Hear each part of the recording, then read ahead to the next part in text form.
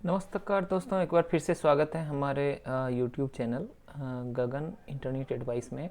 जैसा कि आप लोगों को पता है, इस चैनल के माध्यम से मैं आप लोगों के बीच जो भी फॉर्म अभी चल रही है या आने वाली है, जिसकी किसी भी तरह की नोटिफिकेशन आ चुकी है, उसके बारे में हम लोग चर्चा करते हैं और आप लोगों को अवेयर करते हैं कि इस फॉर्म में से रिलेटेड जो भी जानकारियां हैं आप लोगों से छूटे नहीं। मैं बारीकी से आप लोगों को इसके बारे में बताता हूं और आप लोगों का भी भरपूर प्यार हमें मिल रहा है। तो अगर आप लोगों को किसी भी तरह की जानकारी चाहिए होती है जिस फॉर्म के बारे में हम लोग बात कर रहे होते हैं, तो आप उस फॉर्म से रिलेटेड जानकारी के लिए आप कमेंट बॉक्स में लिख करके बता सकते हैं। आज मैं आप लोगों के लिए लेकर आया हूं जो अभी बिहार सक्षमता परीक्षा 2024 का आयोजन हो रहा है, उसके रिगार्डिंग। तो अभी जो भी हमारे टीचर हैं, नियोजित टीचर, उन लोगों के लिए अभी बिहार सरकार ने जो राजपत्रित कर्मचारी वाला दर्जा होता है, उसके लिए ये आयोजन कर रहे हैं, बिहार सक्षमता परीक्षा 2024। तो इसके लिए पहले ही नोटिफिकेशन आ चुका था और सारी जानकारियां जो भी हमारे टीचर हैं उन्हें उनके पास तो चिट्ठी आ ही चुका है। लेकिन अगर जो नहीं जानते हैं या पूरी जानकारी लेना चाहते हैं तो वो इस वीडियो को लास्ट तक देखें। मैं इसका पॉइंट टू पॉइंट सारी जानकारियां आप लोगों के बीच रखूँगा, तो आप लोग बने रहिए।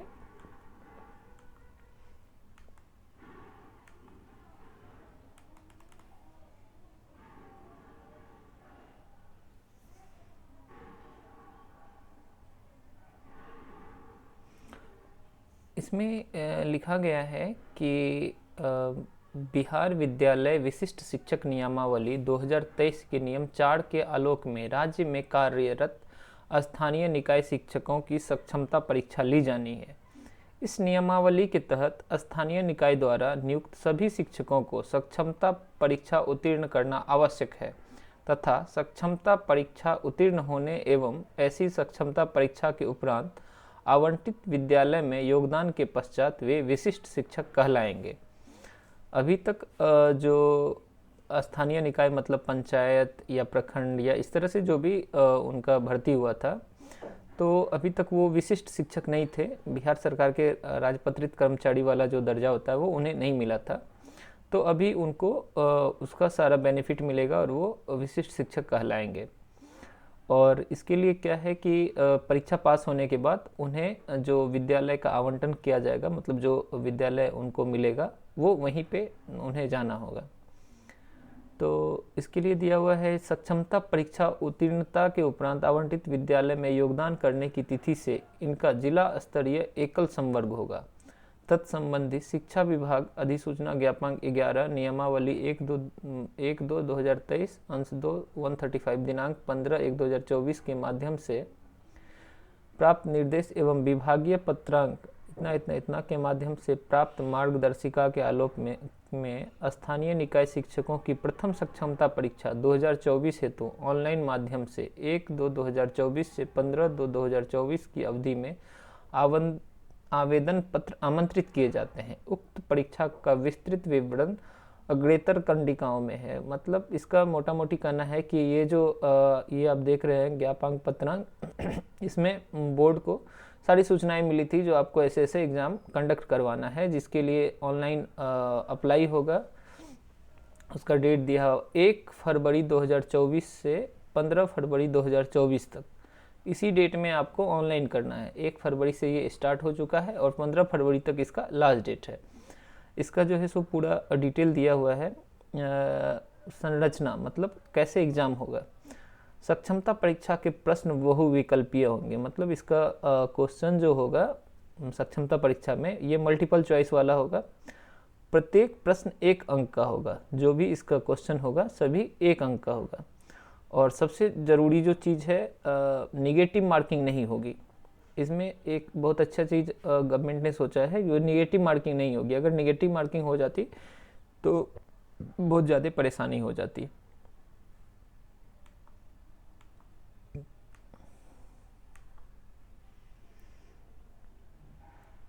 उसके बाद है परीक्षा के विषय। परीक्षा के विषय में आपको दिया हुआ है राज्य के प्राथमिक मध्य माध्यमिक उच्च माध्यमिक कक्षाओं के लिए निर्धारित पाठ्यक्रम के अनुसार पढ़ाए जाने वाले सभी विषय, इनका विवरण निम्नवत है। तो ये जो आपका विषय है, इसमें जो भी हमारे प्राइमरी में है, मिडिल में है, सेकेंडरी, हायर सेकेंडरी जो भी हैं, सभी के लिए आपका जो रहेगा सब्जेक्ट, उसका स्ट्रक्चर दिया हुआ है। भाषा के विषय, भाषा एवं सामान्य ज्ञान के लिए विषय कोड इन्होंने रखा हुआ है 301 ये हो गया प्राथमिक 1 to 5 के लिए।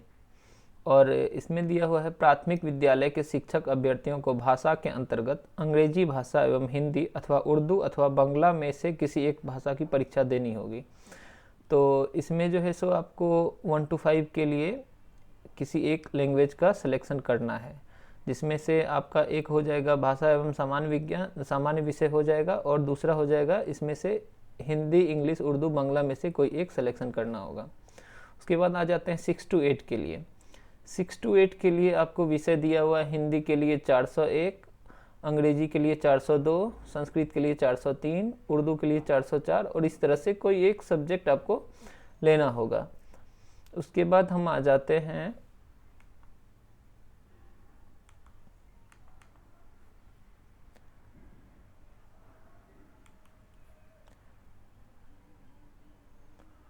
उच्च माध्यमिक विद्यालय की कक्षा 11 से 12 वाला। इसमें आ जाएगा हर एक विषय का इसी तरह से कोड दिया हुआ है, हिंदी के लिए अलग है और हर एक विषय के लिए अलग अलग कोड दिया हुआ है। तो मैं आप लोगों को कोड बता देता हूँ। ये आप ऑनलाइन जब अप्लाई करने लगेंगे तो उस टाइम में आपको ये सारी चीज़ें ध्यान रखनी होगी।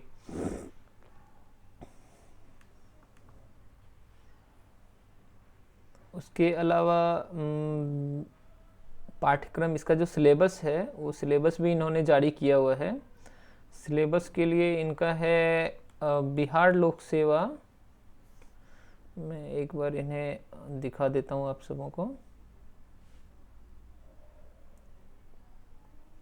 पाठ्यक्रम जो इसका होगा वो है सिलेबस, जो है सिलेबस है बिहार लोक सेवा द्वारा आयोजित TRE1 और TRE2 के लिए निर्धारित पाठ्यक्रम। ये जो आप देख रहे हैं, इसका सिलेबस के लिए बहुत सारे लोगों का कन्फ्यूजन था, जो सिलेबस क्या रहेगा नहीं रहेगा। सिलेबस दिया हुआ है जो बिहार लोक सेवा द्वारा आयोजित TRE1 और TRE2 के लिए निर्धारित पाठ्यक्रम इसका होगा। इसमें क्लियरली लिखा हुआ है। आप लोग अभी मेरे पास कुछ ऐसे कस्टमर्स भी आ रहे थे जिनका क्वेरी था कि अभी जो मार्केट में बुक अवेलेबल है वो किस आधार पे बनाया हुआ है। तो यहाँ मैं क्लियरली बता देता हूँ कि नोटिफिकेशन में पहले ही इन्होंने क्लियर किया हुआ है बिहार लोक सेवा द्वारा आयोजित TRE1 और TRE2। अभी जो TRE1 और TRE2 के लिए एग्ज़ाम हुआ था, जिसमें नए शिक्षकों का भर्ती हुआ था, उसमें BPSC ने सिलेबस जारी किया था। तो उसी सिलेबस के अकॉर्डिंग ये सक्षमता परीक्षा का भी एग्ज़ाम होगा। उसके बाद प्रश्न पत्र पैटर्न के बारे में दिया हुआ है। सक्षमता परीक्षा में 150 वस्तुनिष्ठ प्रश्न होंगे। इन प्रश्नों का विवरण तथा संख्या इत्यादि निम्नवत होगा। इसमें देखिए टोटल 150 क्वेश्चन का आपको आंसर देना है, जिसमें कि कैसे कैसे इसका स्ट्रक्चर बनाया हुआ वो थोड़ा आप देख लीजिए। अध्यापक की श्रेणी, प्रश्नों की संख्या, प्रश्नों का विवरण और प्रश्नों की संख्या। ठीक, 1 to 5 के लिए सबसे पहले है 1 to 5 के लिए टोटल 150 क्वेश्चन होंगे, जिसमें भाषा के 30 क्वेश्चन होंगे, सामान्य अध्ययन के 40 होंगे और सामान्य विषय के 80 होंगे। इसमें आपको टोटल 150 क्वेश्चन होंगे, जिसमें भाषा का 30 क्वेश्चन, सामान्य अध्ययन का 40 क्वेश्चन और सामान्य विषय का 80 क्वेश्चन होगा। ये आपको ध्यान देना है। 1 to 5 के हमारे जो भी कैंडिडेट हैं इसको भरने वाले, वो थोड़ा इस पर ध्यान देना है जो किस सब्जेक्ट को कितना पढ़ना है। भाषा के लिए आपको 30 प्रश्न आएंगे। भाषा मीन्स हो गया आपका हिंदी, इंग्लिश, बांग्ला, उर्दू जो भी है उससे। सामान्य अध्ययन हो गया आपका जनरल नॉलेज, उससे आपको 40 और सामान्य विषय से आपको 80 प्रश्न आएंगे। इसी तरह से कक्षा 6 से 8 के लिए आपको भाषा में 30 है, सामान्य अध्ययन में 40 है और संबंधित विषय जो भी रहेगा आपका उसमें से 80 प्रश्न आएंगे। कक्षा 9-10 के लिए भी इसी तरह से बना हुआ है, 150 हर एक के लिए 150 ही है। तो भाषा में इसमें आपका रहेगा 30 प्रश्न रहेगा, सामान्य अध्ययन का 40 प्रश्न रहेगा, संबंधित विषय जो रहेगा आपका उसमें से 80 प्रश्न रहेगा। तो ये आपका 1 to 5, 6 to 8 और 9, 10th के लिए हो गया।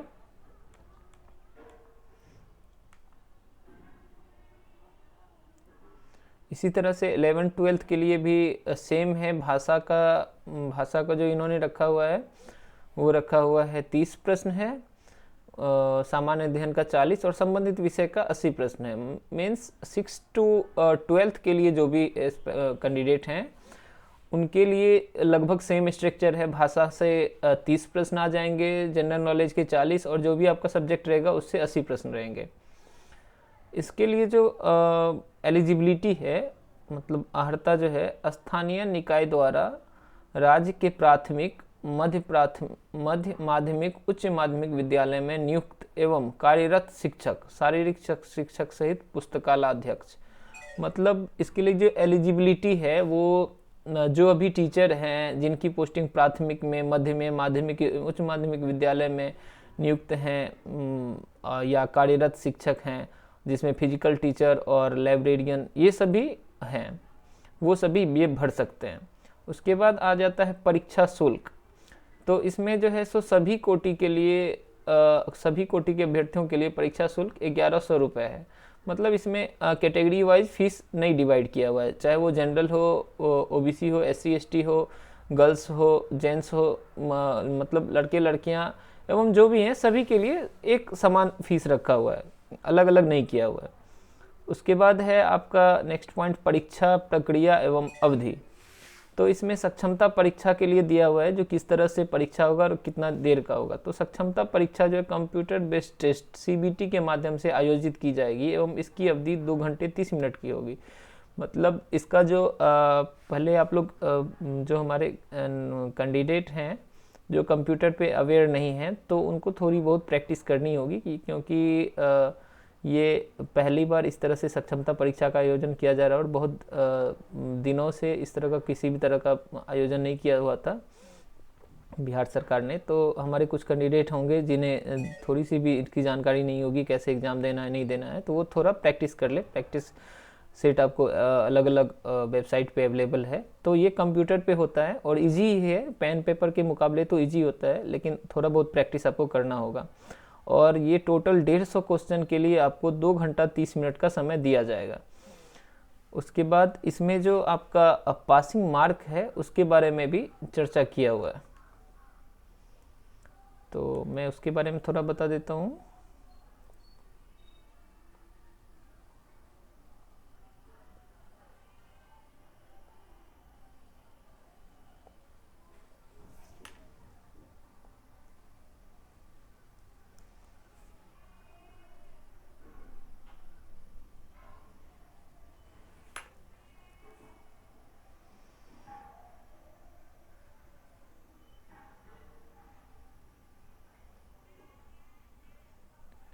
इसमें दिया हुआ है कि सामान्य प्रशासन विभाग के संकल्प संख्या इतना इतना के अनुरूप सक्षमता परीक्षा का न्यूनतम उत्तीर्णांक निम्नवत होगा।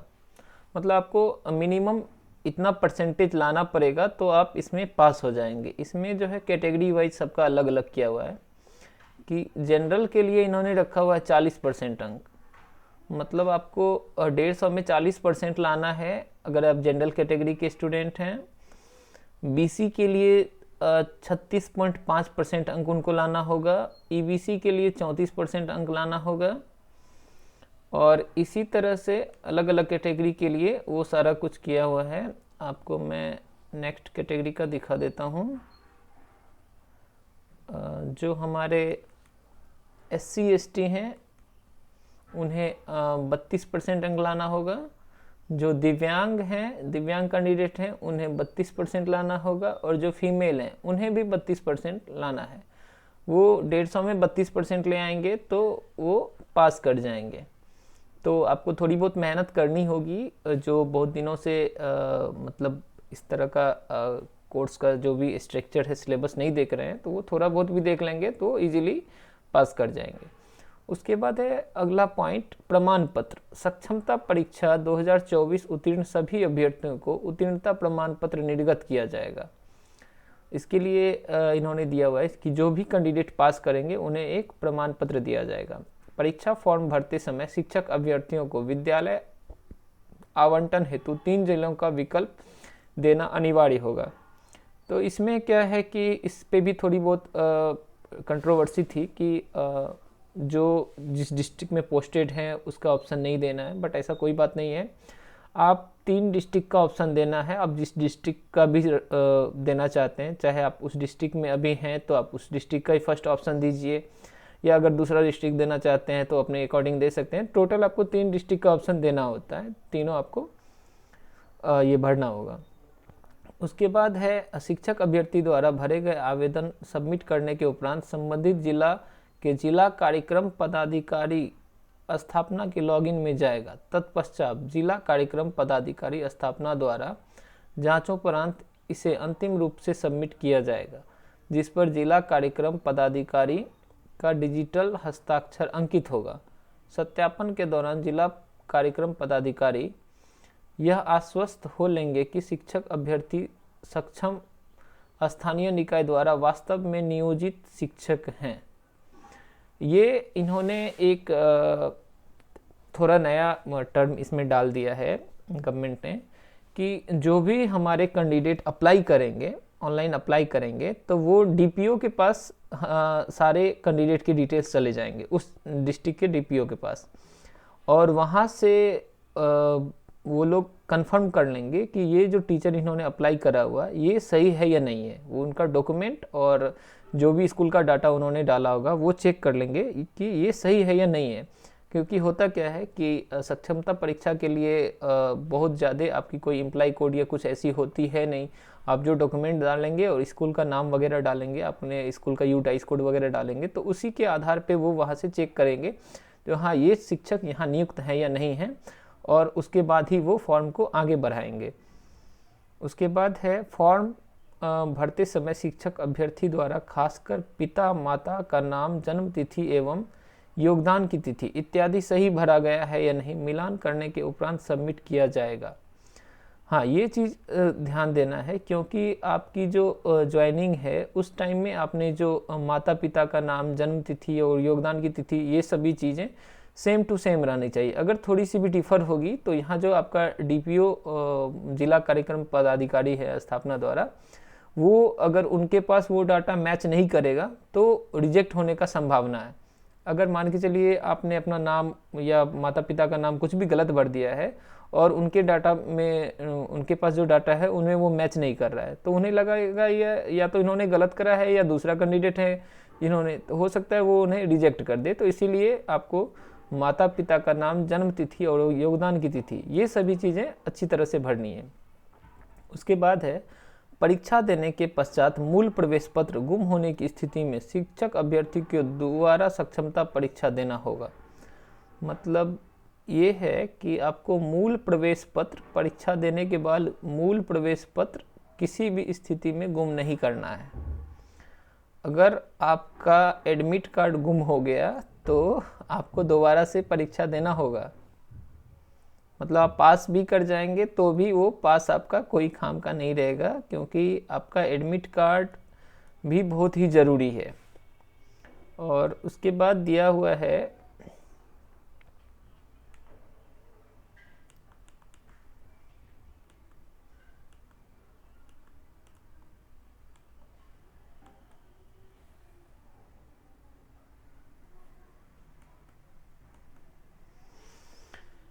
इसके बाद दिया हुआ है परीक्षा, सक्षमता परीक्षा फरवरी 2024 के अंतिम सप्ताह में होने की संभावना है, जिसके लिए फरवरी के तृतीय सप्ताह में प्रवेश पत्र निर्गत किया जाएगा। यदि अपरिहार्य कारणवश इस स्थितियों में परिवर्तन किया जाता है तो इसकी सूचना समाचार पत्रों में विज्ञप्ति के माध्यम से दी जाएगी। मतलब एक अप्रॉक्स डेट माना गया है कि लास्ट वीक में, फरवरी लास्ट वीक में आपका एग्जाम हो जाएगा और थर्ड वीक में आपका एडमिट कार्ड भी आ जाएगा। अगर किसी कारणवश ये नहीं हो पाता है तो आपको अपने न्यूज़पेपर पे ध्यान देना है, उसके लिए नोटिफिकेशन आ जाएगा। उसके बाद अगला पॉइंट है समिति द्वारा निर्गत प्रवेश पत्र को शिक्षक अभ्यर्थी द्वारा डाउनलोड किया जाएगा। डाउनलोड किए गए प्रवेश पत्र को जिला कार्यक्रम पदाधिकारी स्थापना द्वारा माह दिसंबर 2023 के वेतन भुगतान का सत्यापन वेतन भुगतान पंजी से कर भौतिक हस्ताक्षर के उपरांत अपलोड किया जाएगा। शिक्षक अभ्यर्थी को आधार कार्ड, नियोजन इकाई द्वारा निर्गत नियुक्ति पत्र एवं फोटो का मिलान कर ही जिला कार्यक्रम पदाधिकारी स्थापना द्वारा प्रवेश पत्र पर प्रति हस्ताक्षर किया जाएगा। एडमिट कार्ड के बारे में दिया हुआ है कि आप डाउनलोड कर सकते हैं। ये आपका जो एडमिट कार्ड है वो डीपीओ के द्वारा वहाँ से डाउनलोड किया जाएगा और दिसंबर 2023 का जो आपका वेतन भुगतान किया का वो पंजी होगा वहाँ से वो मिलान कर लेंगे और आपका जो भी है अपॉइंटमेंट लेटर और फोटो का मिलान, ये सब आधार कार्ड, नियोजन इकाई द्वारा नियुक्ति प्रमाण पत्र, ये सभी वो वहाँ से मिलान कर लेंगे। उसके बाद ही वो जो एडमिट कार्ड रहेगा उस पर वो अपना साइन करेंगे, उसके बाद वहाँ से आपको मिल जाएगा। फिर है अगला पॉइंट, वैसे शिक्षक अभ्यर्थी जिन्होंने सक्षमता परीक्षा देनी है उन्हें ऑनलाइन परीक्षा हेतु कंप्यूटर पर आवश्यक प्रैक्टिस करने की सलाह दी जाती है। यह प्रैक्टिस नज़दीकी विद्यालय के आईसीटी लैब में संध्या 5 बजे के बाद अथवा नज़दीकी प्राथमिक शिक्षक प्रशिक्षण संस्थान, जिला शिक्षा प्रशिक्षण संस्थान, शिक्षक प्रशिक्षण महाविद्यालय में संध्या 7:30 से 9 बजे तक की जा सकती है। यदि शिक्षक चाहे तो अपनी सुविधा अनुसार निजी कंप्यूटर संस्थान में भी प्रैक्टिस कर सकते हैं। ये दिया हुआ है कि गवर्नमेंट का कुछ अगर जो टीचर अभ्यर्थी हैं वो प्रैक्टिस करना चाहते हैं तो जो भी आपका नज़दीकी विद्यालय में आईसीटी लैब होता है वहाँ से आप प्रैक्टिस कर सकते हैं, या फिर कॉलेज टीचर ट्रेनिंग महाविद्यालय वगैरह में 7:30 से 9:30 बजे तक का टाइमिंग दिया हुआ है, वहाँ से कर सकते हैं।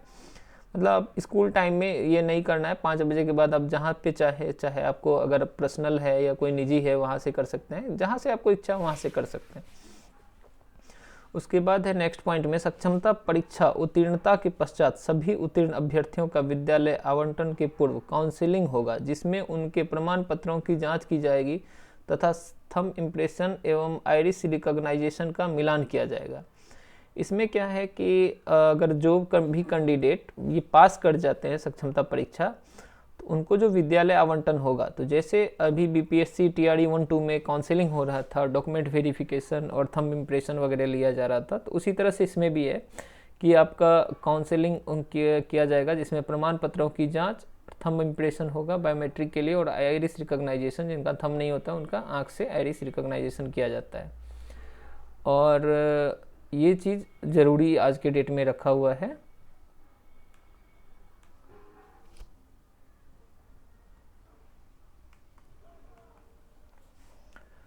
उसके बाद अगला पॉइंट है कि जिला शिक्षा कार्यक्रम पदाधिकारी यह बात का ध्यान रखेंगे कि किसी प्रकार के न्यायालयी या शिक्षक अपीलीय प्राधिकार में विचाराधीन मामलों से संबंधित अभ्यर्थी का सक्षमता परीक्षा आवेदन पत्र सबमिट ना हो सके। मतलब ये ध्यान देना है कि डीपीओ के लिए ये यहाँ नोटिफिकेशन लिखा हुआ है कि उनको ध्यान रखना है कि किसी भी तरह का जिन पे किसी तरह का केस चल रहा हो तो उनका फॉर्म सबमिट नहीं करना है। यह सक्षमता परीक्षा स्थानीय निकायों द्वारा विधिवत चयनोपरांत नियोजित व कार्यरत शिक्षकों के लिए है। इससे इतर कोई भी शिक्षक या व्यक्ति इस परीक्षा में सम्मिलित होने हेतु पात्र नहीं है।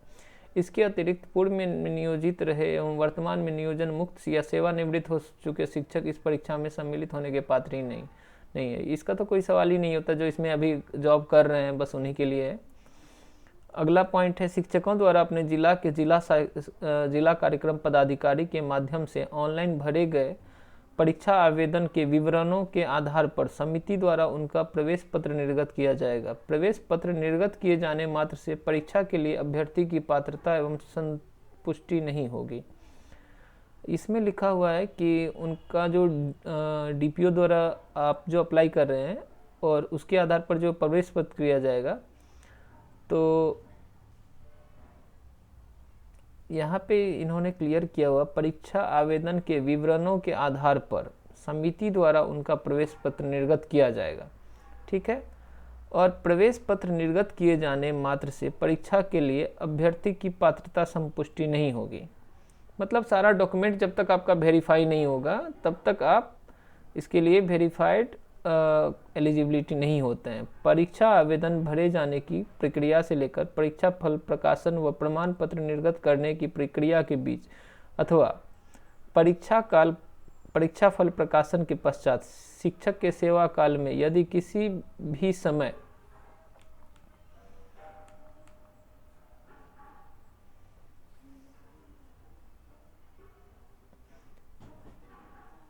यह पाया जाता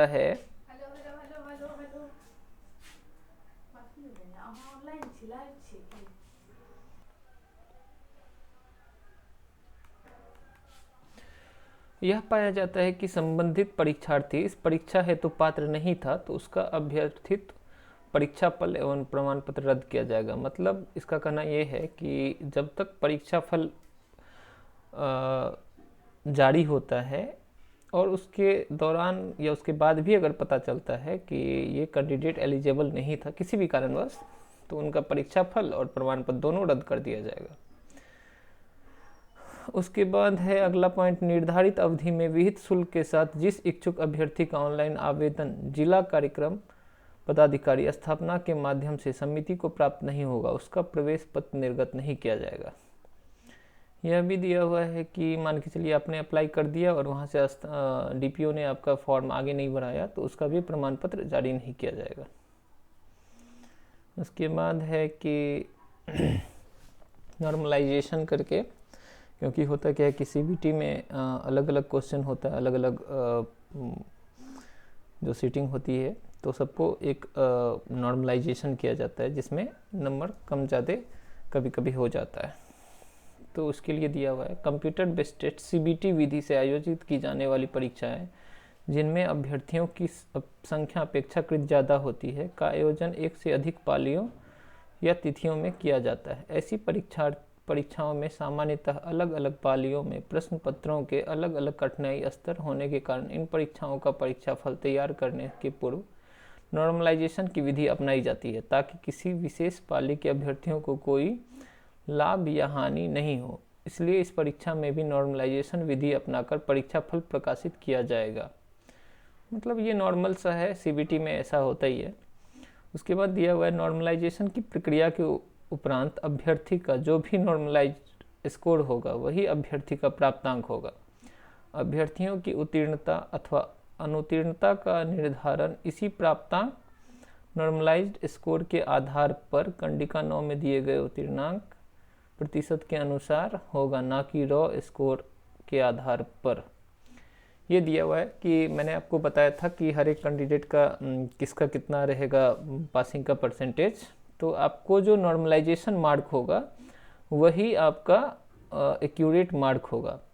रॉ मार्क कुछ भी हो उससे कोई मतलब नहीं है, कम या ज़्यादा जो भी है, जो आपका नॉर्मलाइज्ड स्कोर होगा वही आपका ओरिजिनल स्कोर होगा, वही आपका डिफाइन करेगा आप पास हैं या पास नहीं हैं।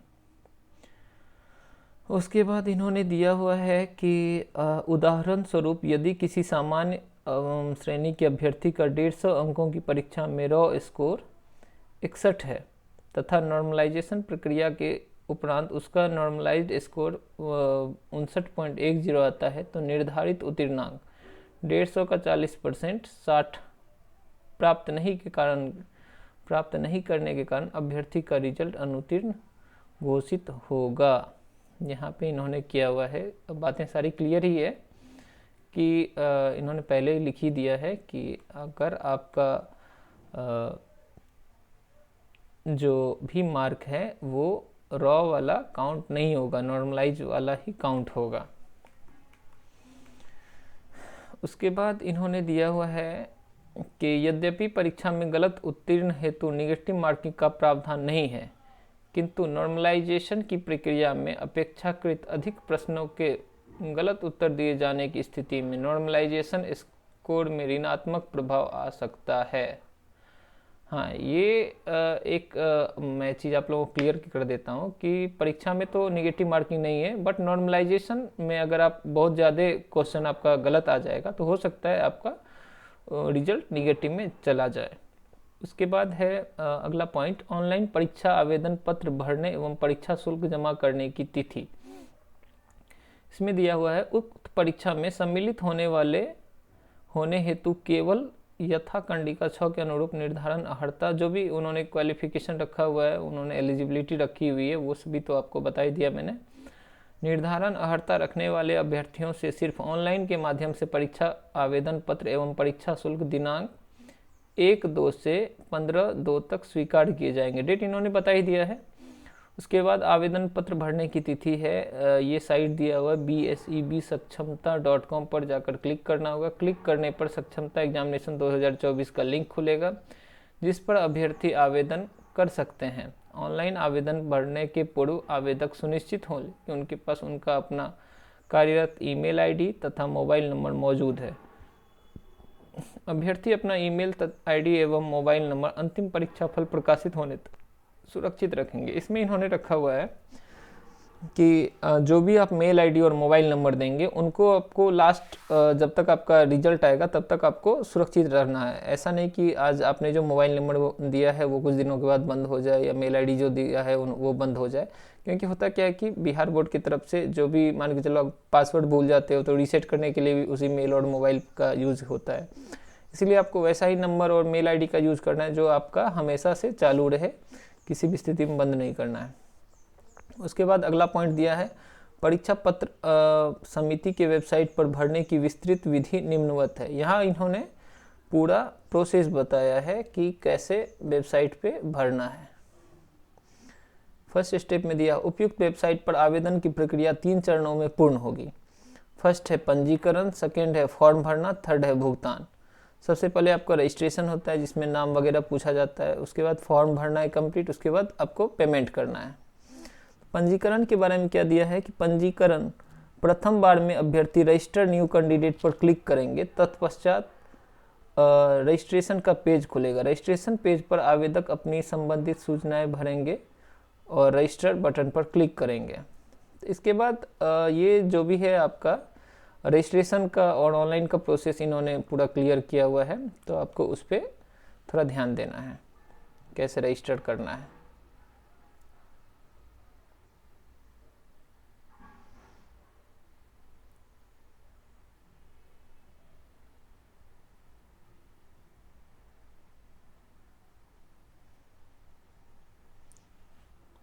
उसके बाद है आपका फॉर्म रजिस्ट्रेशन हो जाएगा। उसके बाद आपको फॉर्म भरना है। फॉर्म में सारा डाटा आपको भर देना है और उसी में आपका अपना व्यक्तिगत विवरण और शैक्षणिक विवरण सारा कुछ भरेंगे। आपका जो भी क्वालिफिकेशन का matric, inter, graduation, BEd, CTET जो भी है आपका वो सारा का डिटेल भरना है। उसका डॉक्यूमेंट वगैरह स्कैन करना है और सारा कुछ भरेंगे। उसके बाद है अंतिम में परीक्षा शुल्क का भुगतान। आवेदन पत्र भरने के उपरांत मेक पेमेंट का ऑप्शन खुल जाएगा। तत्पश्चात सेलेक्ट पेमेंट गेटवे में से एक पेमेंट गेटवे को सेलेक्ट कर ले। परीक्षा शुल्क का भुगतान debit card, credit card, net banking, UPI के माध्यम से करने की अनुमति होगी।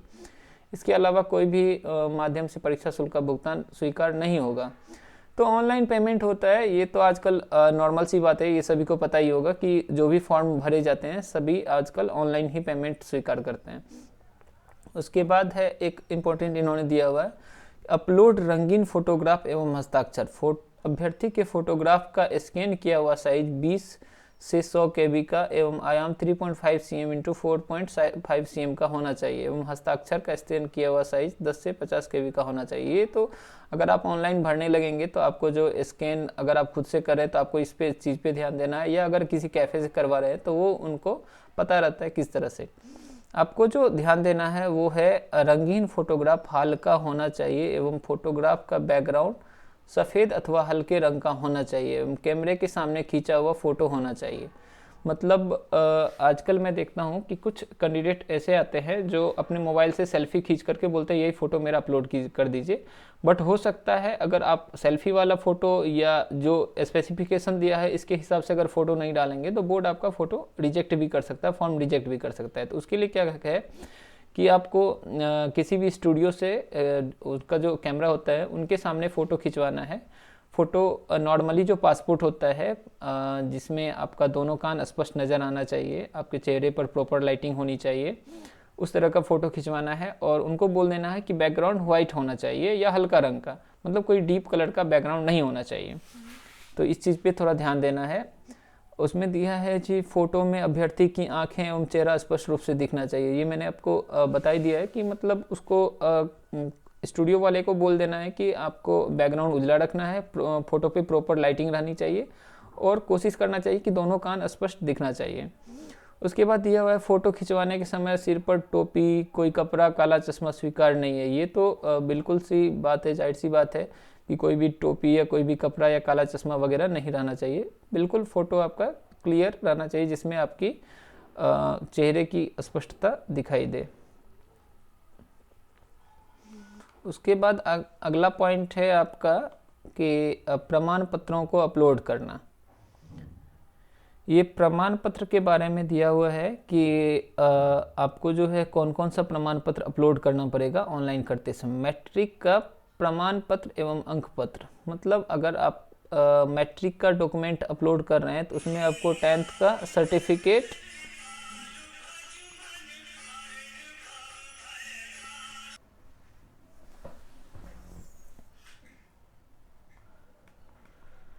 तो 10th के मार्कशीट के और सर्टिफिकेट के बारे में मैं बात कर रहा था कि आप जो ऑनलाइन अप्लाई करने लगेंगे तो उस टाइम में आपको, अगर खुद से कर रहे हैं तो आपको इसी चीज़ पे ध्यान देना है कि 10th का मार्कशीट और सर्टिफिकेट, चूँकि इसमें PDF अपलोड होता है तो आपको दोनों एक ही साथ स्कैन करके अपलोड कर देना है। और जो भी पुराने टीचर हैं तो उनके पास तो होगा ही 10th का प्रमाण पत्र, मतलब सर्टिफिकेट। अगर नहीं होगा तो उनको वो निकलवा लेना है, क्योंकि कुछ कैंडिडेट के पास मैं देख रहा था कि प्रोविजनल पे ही अभी भी वो काम चला रहे हैं। और इसी तरह से इंटर का भी है, इंटर का प्रमाण पत्र एवं अंक पत्र दोनों चीज़ चाहिए, सर्टिफिकेट और मार्कशीट।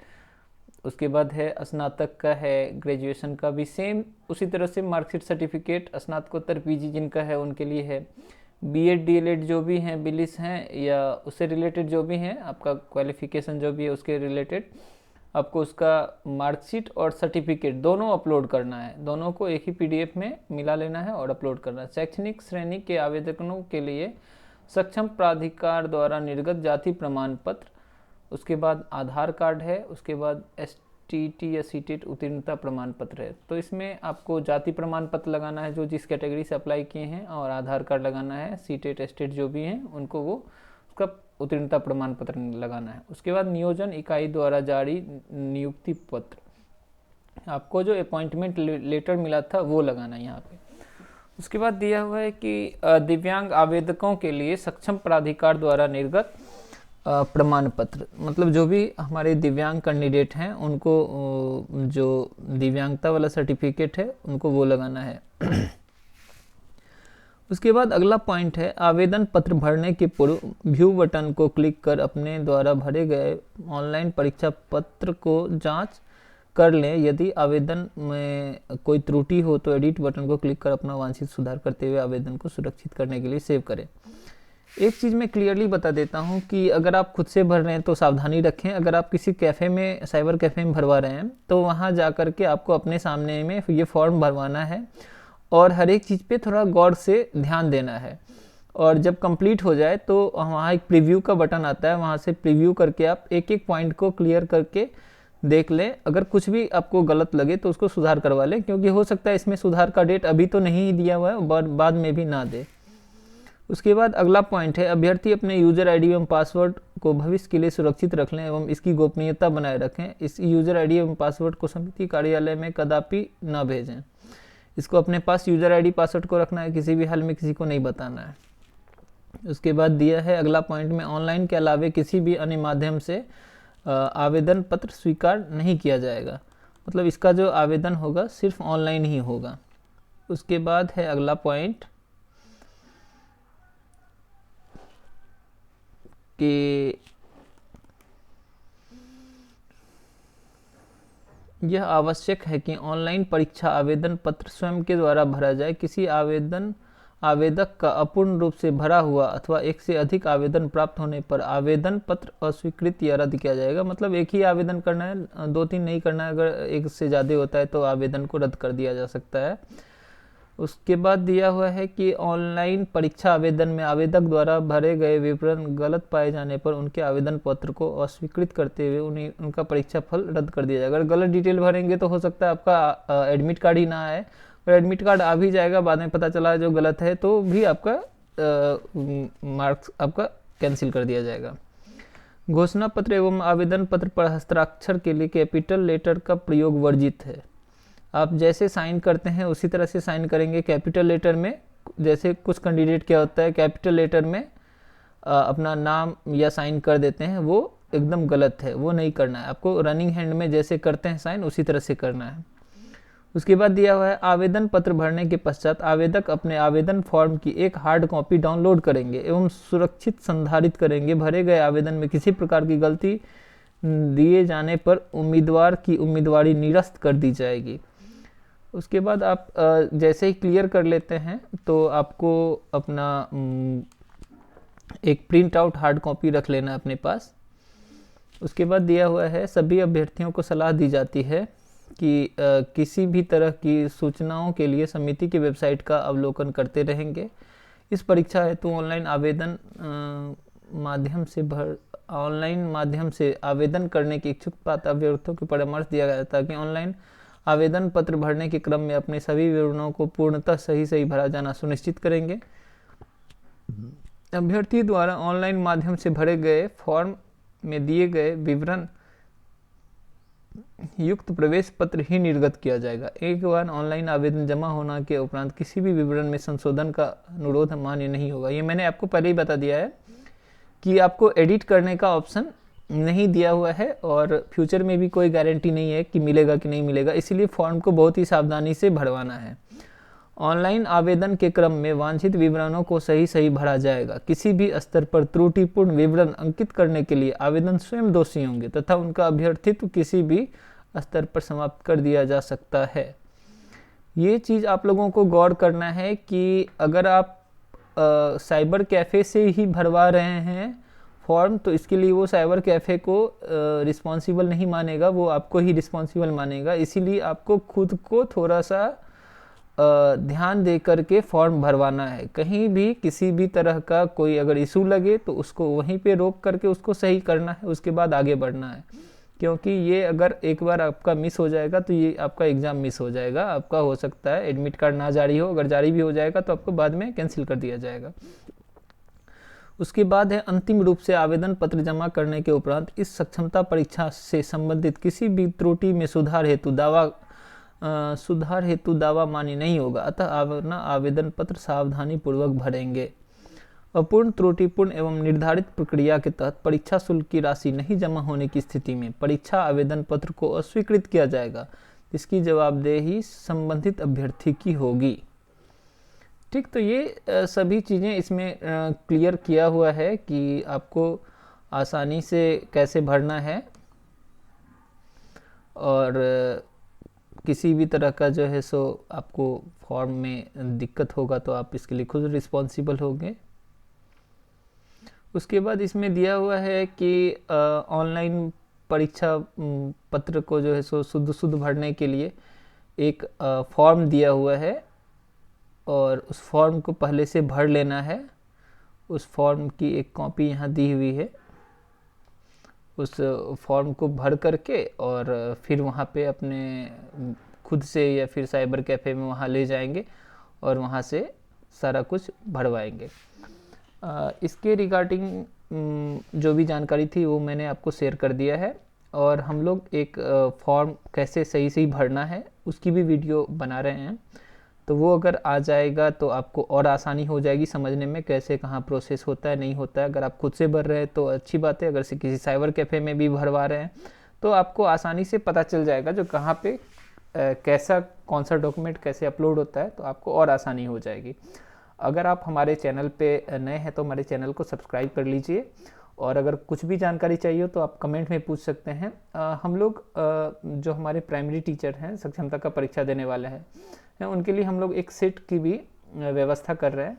आपको उसमें एक सेट में पूरा 100 क्वेश्चन या 150 क्वेश्चन का सेट बना करके दिया जाएगा। तो अगर आप लोग जुड़ना चाहते हैं तो हमारे चैनल को सब्सक्राइब कर लीजिए और समय समय पे हमसे जुड़ करके इसका लाभ उठाइए। धन्यवाद।